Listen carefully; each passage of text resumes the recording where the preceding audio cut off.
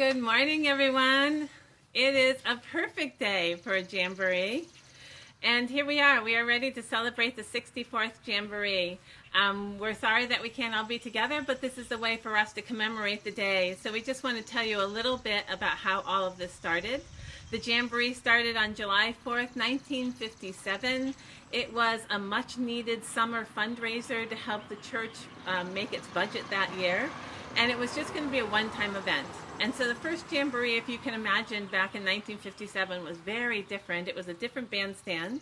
There wasn't any fellowship hall. There was no running water. And it was just a few little booths. And there was also a doll carriage parade. And there was a few contests. And they were playing croquet and badminton. And people loved it. And even though they had only said that they were going to do that one time, people had such a good time that they decided to do it again. And then they decided to do it again. And they have been doing it, we have been doing it, every year for the last 64 years. So in that way, a tradition was born. So now in 2020, we're celebrating our 64th Jamboree. We'll look forward to seeing everyone here for our 65th Jamboree next year. But in the meantime, we will begin today, as we always do with our Jamboree, with our national anthem. And my kids, Jacob, Rachel, and Dan, are going to sing for you.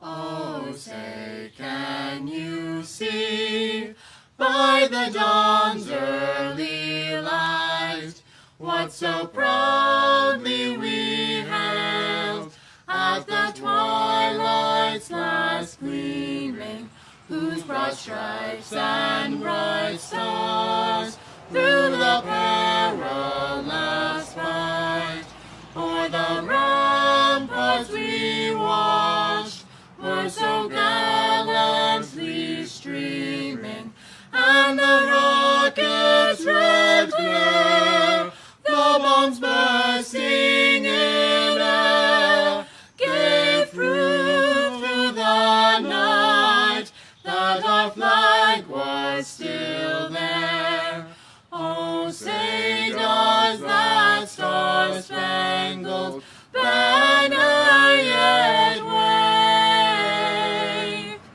o'er the land of the free and the home of the brave? Yay! Thank you. So we remember that back in 1776, with the ringing of church bells and rejoicing in the street, the news of the American Declaration of Independence was carried up and down the coast by horseback, by stagecoach, and by foot. During that celebration in 1776, John Adams wrote his wife a letter. He had just signed the Declaration of Independence, which declared the freedom of the 13 colonies from the tyranny of the Crown. Mr. Adams recognized the vast importance of what had just been done, and when he wrote to his wife, he gave an accurate prophecy on how that day would be celebrated in the future. He wrote, "I am apt to believe that this day will be celebrated by succeeding generations as the great anniversary festival. It ought to be commemorated as the day of deliverance, by solemn acts of devotion to God Almighty. It ought to be solemnized with pomp and parade, with shows, games, sports, guns, bells, bonfires, and illuminations, from one end of this continent to the other, from this time forward and forevermore." And just as he predicted, our country continues to celebrate. When we look at our flag, we see a star for each of our wonderful states. It still has the 13 stripes to remind us of our humble but courageous beginnings. Our flag reminds us of those certain unalienable rights guaranteed by the Declaration of Independence that are meant for every single one of us in this country: life, liberty, and the pursuit of happiness. And so we celebrate America the Beautiful.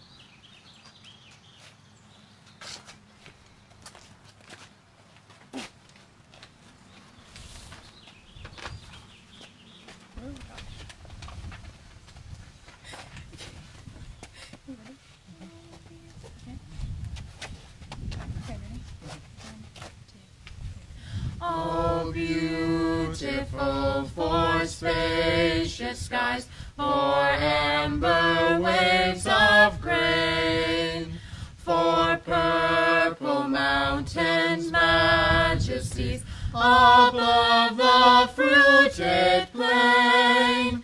America, America, God shed his grace on thee, and crown thy good with brotherhood from sea to shining sea. O beautiful for pilgrim feet, whose stern impassioned stress a thoroughfare for freedom beat across the wilderness. America, America, God mend thine every flaw. Confirm thy soul in self-control, thy liberty in law. Happy 4th of July, everyone. We'll see you next year. Thank you.